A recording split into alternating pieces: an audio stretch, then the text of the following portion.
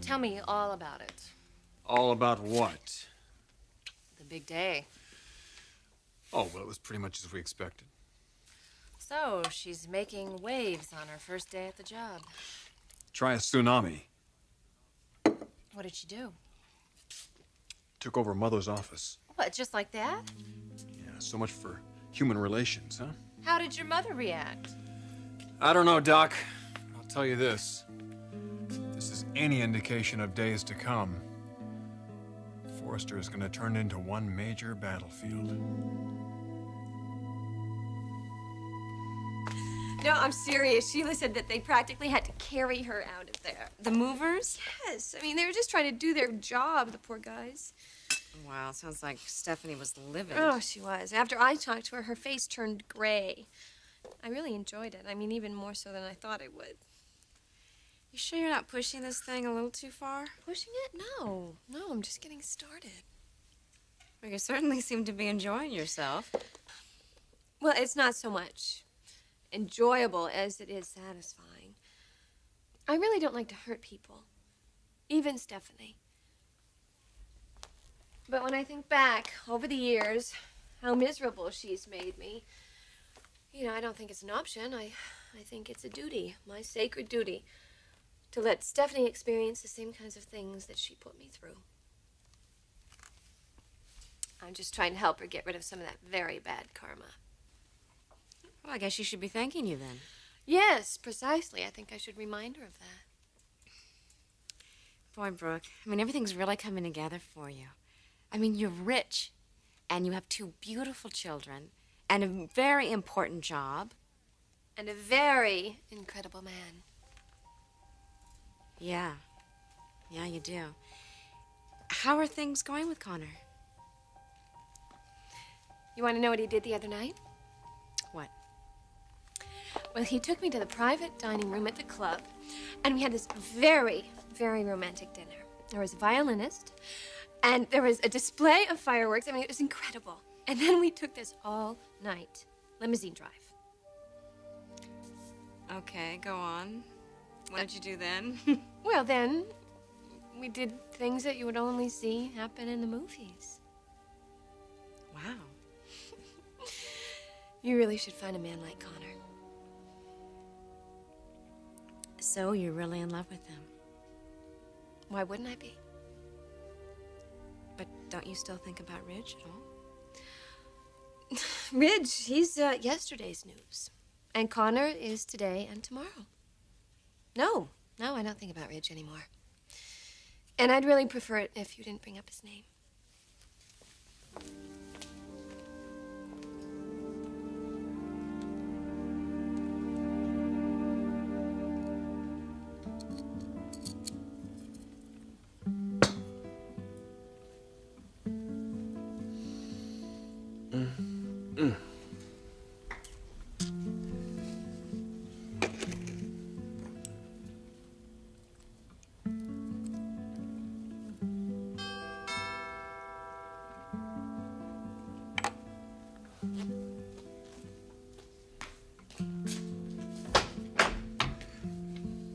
Sheila.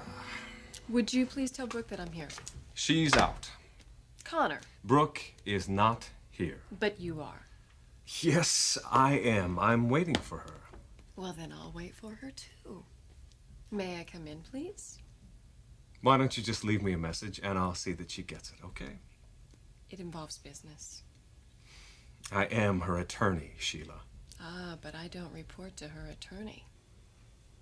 Now, would you please step aside, or do you want to make an issue out of this?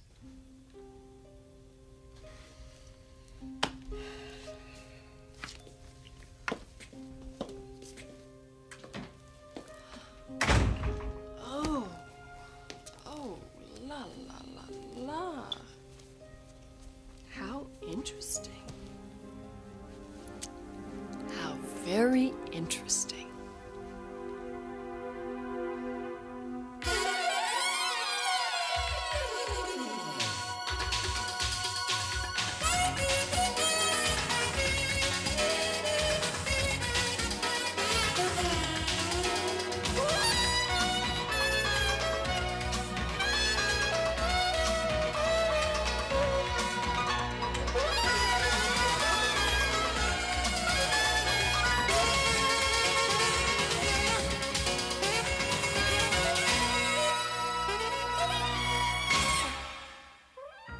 the bold and the beautiful.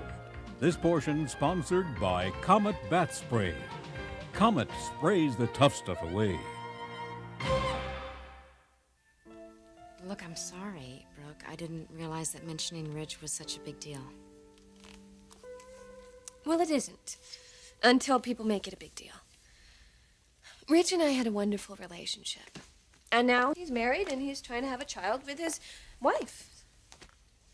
And you're going on with Connor. Sure, why not? Look at all he's done for me. More than Rich ever did. He's really in love with you, Brooke. You know, sometimes I think where I would be if it wasn't for Connor. I'd be alienated from all of the Forresters, unaware that I had a legal claim on belief. I'd be devastated. I'd be alone in the world with 2 children. Well, Connor has saved me from all of that, and I'm really very lucky to have him. I won't argue with that.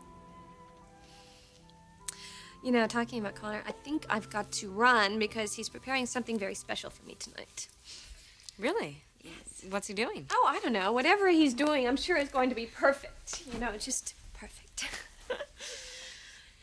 Well, you have a good time tonight, okay? Okay, I will. Bye. Bye.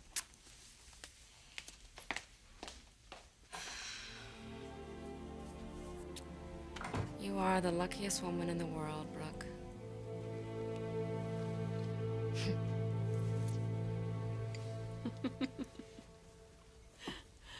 My. We are quite the bon vivant. No, thank you, Sheila. I'll take that as a compliment. So transparent. My feelings for Brooke? I've never tried to hide them. Your feelings for Brooke's pocketbook. That's what I'm talking about, Connor.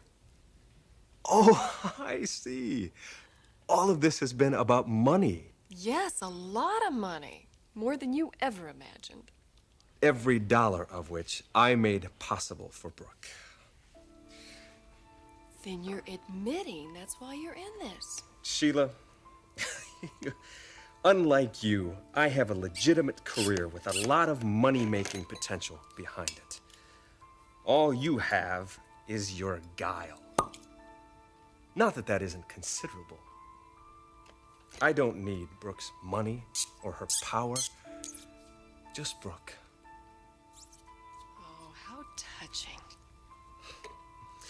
Let's just talk about you for a moment, shall we, Sheila? What's your stake in this? Well, that's no secret. I'm in it for the experience.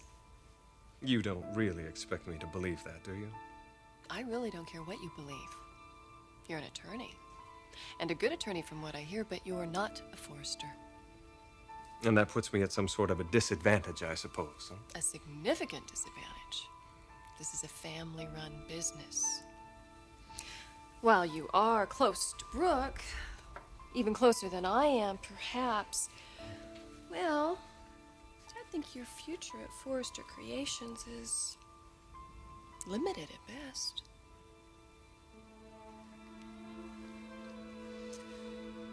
Oh, will you look at the time? I have to get home. Eric is waiting to hear about my first day at work. So tell Brooke I stopped by, will you please? And have her give me a call.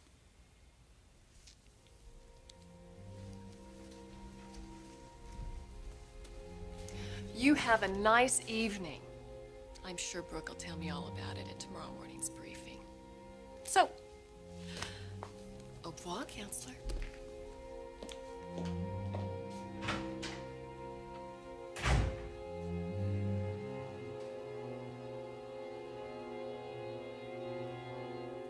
Did you talk to Brooke?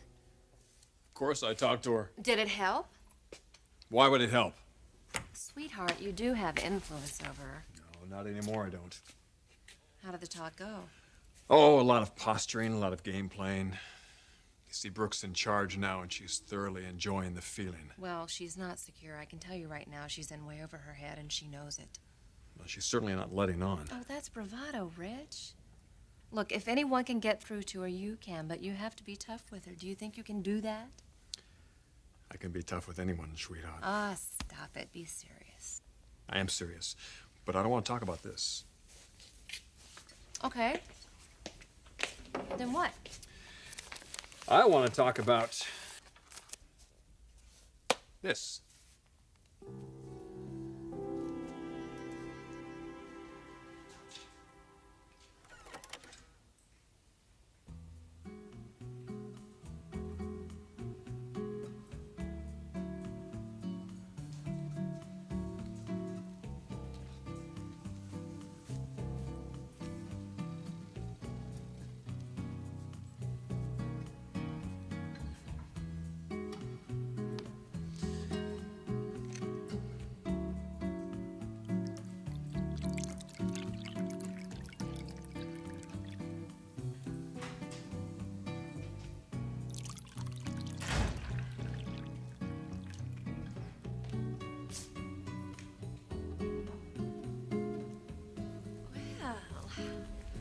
How was your day? Oh, you know, the usual. The laundry, the dishes, the kids. And still had time to put dinner on the table. I'm impressed. Throw the dog a bone. You bet. Here, Spot.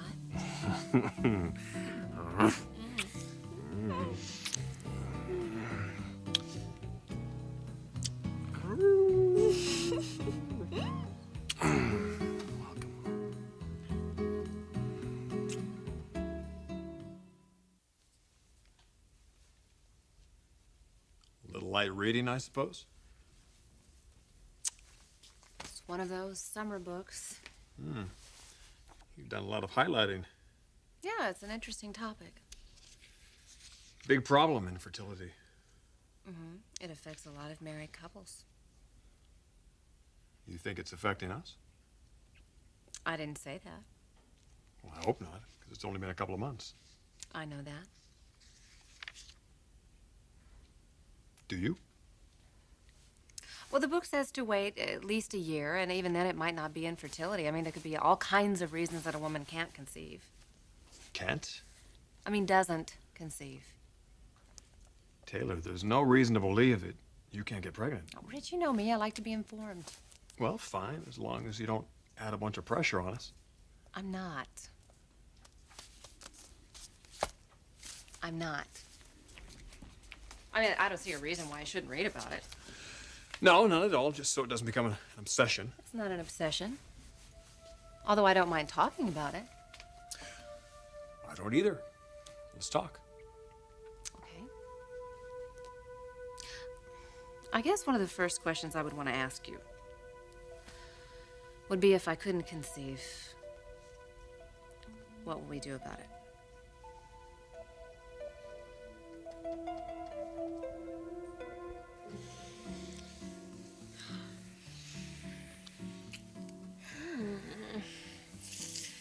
Well, I wouldn't mind being greeted this way every day after work. Every day? I know that's probably too much to ask. Oh, if you only knew how I feel about you. I think I have a pretty good idea. Yeah? And does that scare you? No, it doesn't scare me. I thank God for it every day. In fact, I was just telling a girlfriend that I don't know where I'd be if it wasn't for you. Oh, yes, I do. I'd be in some horrible depths of depression. Of course you would be. I would. That's true. Wine? Okay, sounds great. Thank you. 1959. Oh, yes. It's the classic year for the Bordeaux. You have not heard? This year, they say, it was so hot and balmy, they didn't pick the grapes until October. A very singular wine for a very special occasion. Tonight? Yes, tonight, Brooke. It's not going to be like any other for us.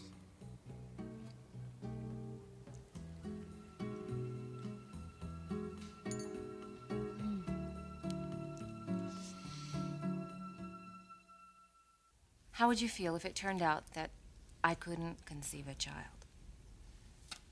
Why don't you ask me how I'd feel about you going off and joining the circus? I mean, that's hypothetical, too. That's irrelevant. This is not.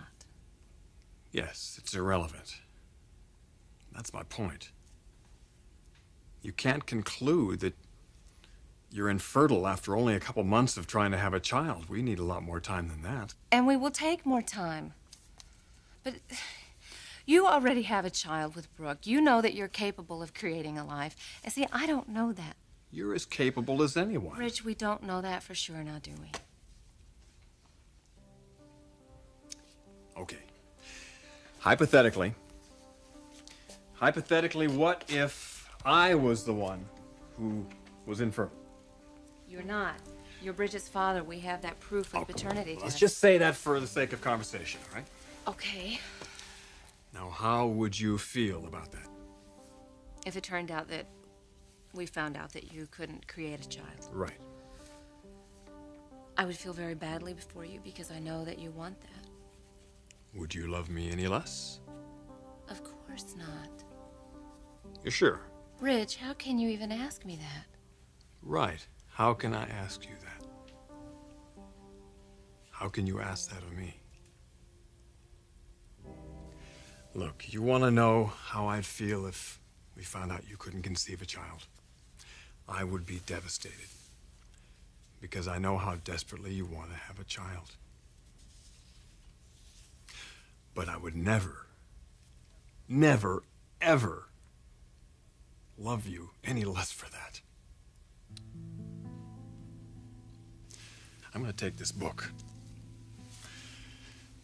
And on Christmas Eve, when we're sitting around and you're starting to show, and we're opening all those gifts that people give expectant couples, the booties, the knit sweaters, the little blankets, I'm going to give you a very special gift of my own.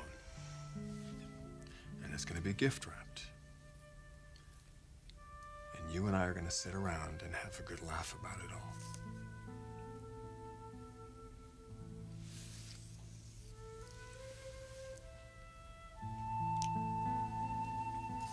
All right? I just want so much to give you a child. God, how I want that.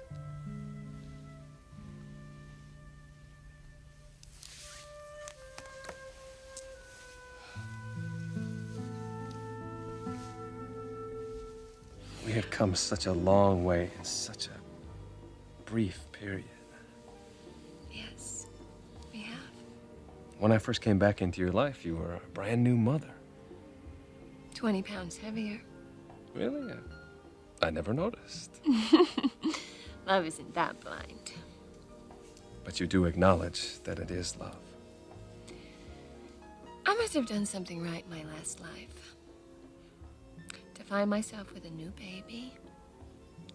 Both of us alienated from her father.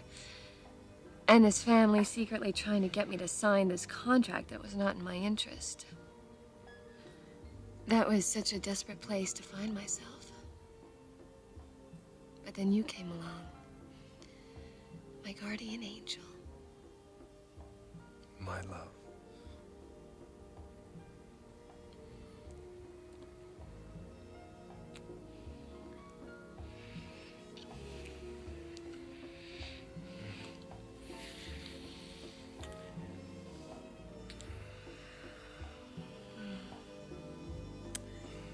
So, tell me, Mr. Davis, what is this thing you've got up your sleeve? Don't keep me in suspense. Can't take it, huh? No. Okay. Come here. Just be patient. And I promise it will be worth the wait.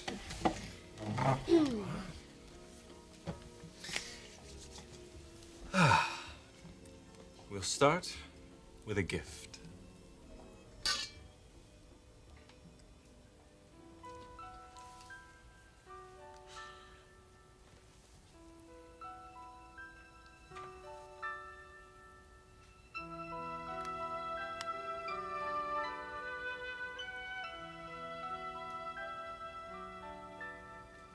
And then there's the card.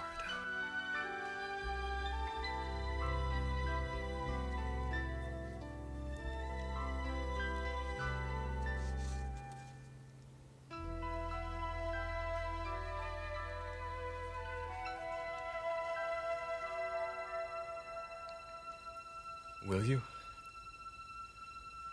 Will you marry me?